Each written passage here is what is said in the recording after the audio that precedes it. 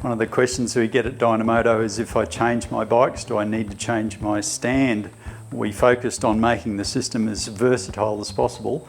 As I'll demonstrate here, the same stand is suitable for these 3 bikes.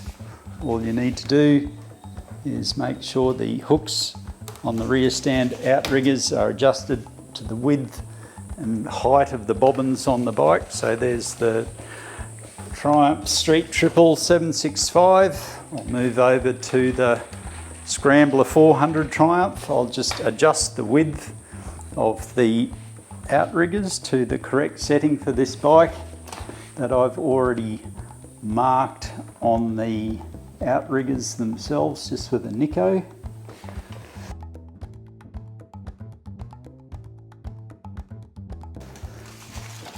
So that's the Triumph 400. And finally the KTM 890. This bike has got lower position bobbins than the 2 Triumphs, so I go from the high position to the low position on the outrigger hooks. I've got marks on the outriggers already for this particular bike. Go from the high setting to the low setting.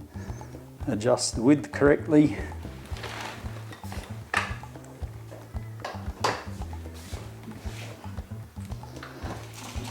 And that's the KTM.